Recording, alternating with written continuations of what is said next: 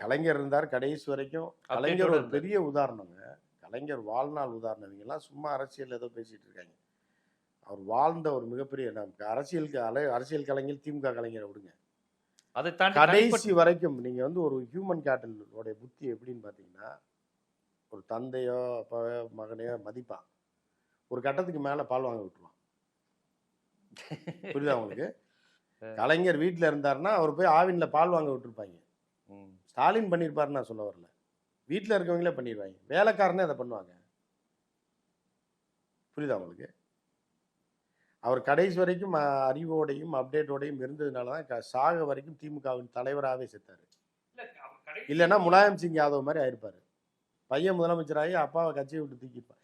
ஸ்டாலின் அப்படி செஞ்சிருப்பாரு நான் சொல்ல வரல. ஏன்னா ஸ்டாலின் அவர்கிட்ட வந்து 40 வருஷமா பாடம் கட்டுறது. கலைஞருடைய வயோதிகத்தை தாண்டி அறிவு, அந்த அப்டேட் வயோதிகத்துல அவர் வயசுல அவர் பராசக்தி காலத்துல பேசிக்கிட்டு இருந்திருந்தாருன்னா காலியா இருப்பாரு. கரண்ட்ல கம்ப்யூட்டர் கடைசியில Facebookல அவர் வந்து சேர்ந்து Facebookல இது போட்டாரு. திட்றவன டெலீட் பண்ணாதன்னு சொல்வாரு. ஆமா, டெலீட் பண்ணாத, நெகட்டிவ் கமெண்ட் விடு என்ன பண்றான்னு பாப்போம். ஏன்னா அதுதான் அப்டேட். இதே வந்து அவர் அரசியல் நுழைஞ்ச காலத்துல ஒரு தலைவனை வந்து ஒரு எம்எல்ஏ விமர்சனம் பண்ணீங்கன்னா அடிச்சே கொண்டு விடுவாங்க. 1960களில். ஆமா, எம்எல்ஏவை கேள்வி கேட்கிறியான்னு சொல்லி அடித்து கொல்லப்பட்ட காலம்லாம் இருக்கு ஆந்திரால எம்எல்ஏவை.